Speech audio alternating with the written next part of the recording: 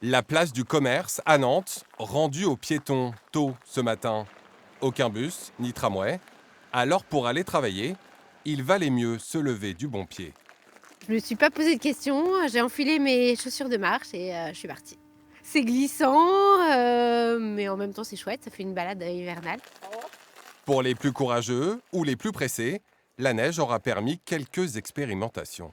Je le prends habituellement, jamais pour la neige, et là c'est une première, donc autant essayer pour voir.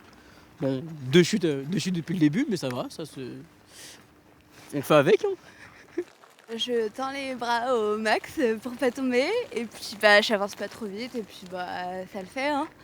Mais faut pas être pressé quoi. Je pense que mon train je l'aurai pas mais je prendrai le suivant. Ou pas. À la gare, justement, TER et TGV retardés, voire annulés.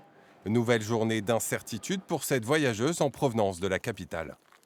On a eu du mal à arriver hier soir en train, on est arrivé à 2 heures du matin et ce matin, pas de transport en commun, le séminaire a été annulé, donc là on essaye de retourner sur Paris, mais c'est un peu compliqué.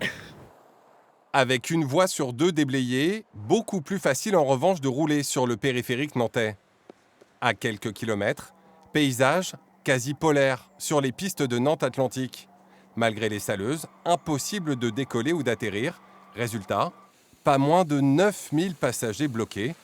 Un brin désabusé. On est arrivé dimanche pour un retour à Nice, ça a été annulé, on n'a pas su pourquoi. Donc ça a été reprogrammé aujourd'hui à 14h10 et vu la météo, nous restons encore à Nantes. Donc après, on ne sait pas. Pour l'instant, on ne sait pas. On n'arrive pas à trouver de Uber pour rentrer. On est là, dans la neige. 130 vols annulés, conséquence pour Nantes Atlantique d'un épisode neigeux d'ampleur exceptionnelle. On a vraiment fait notre maximum pour essayer de rendre le terrain praticable. On s'est rendu compte que ce n'était pas possible d'un point de vue sécurité et donc on ne voulait pas mettre en jeu la sécurité ni des avions, ni des passagers, ni des individus qui travaillent dans l'aéroport. Une fermeture jusqu'à demain, sans pour l'heure d'horaire précis de reprise du trafic.